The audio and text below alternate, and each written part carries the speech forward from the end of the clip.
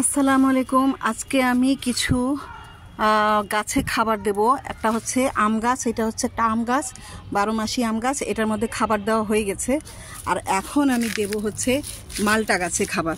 তো মালটা গাছে কিভাবে খাবার দিচ্ছি সেটা আমি আপনাদেরকে দেখাচ্ছি। প্রথমে মাটিটাকে ভালো করে খুঁচিয়ে নিয়েছি। এই যে আমি মাস্কটা পরে নিই। প্রথমে মাটিটাকে ভালো করে খুঁচিয়ে নিয়ে এখানে পাতা, শুকনা পাতা দিয়ে দিয়েছি।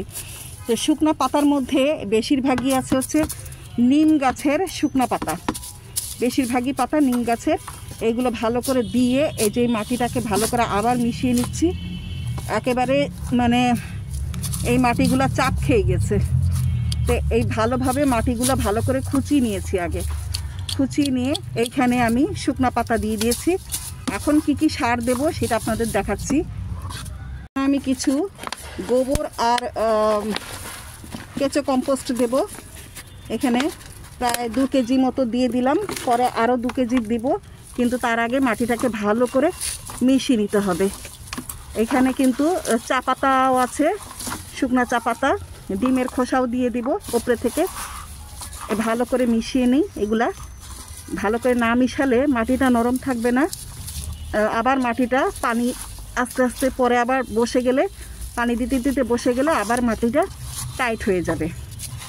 আরও অর্ধেকটা গোবর আর জৈব সার, ভার্মি কম্পোস্ট দিয়ে দিলাম। দিয়ে আবার মাটির সাথে ভালো করে মিশিয়ে নেব।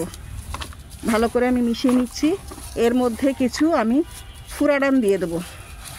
1 চামচ মতো ফুরাডান দিয়ে দিব।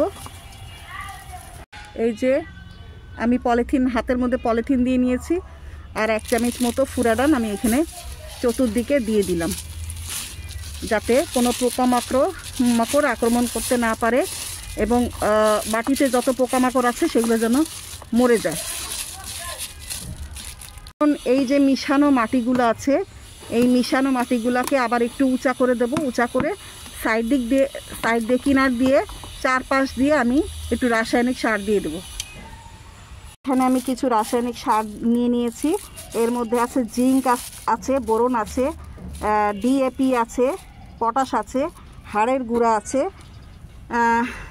আর আছে হচ্ছে অ্যাপসম সল্ট আছে, আর জিপসাম আছে। আর এই যে এই পলিথিনে পটাশ আছে, এই পটাশটাও আমি এখন মিলিয়ে দিয়ে দেবো। চতুর্দিক দিয়ে সব দিয়ে দিচ্ছি।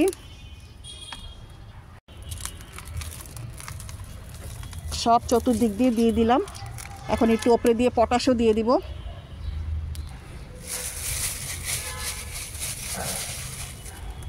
এই যে পটাশ দিয়ে দিচ্ছি।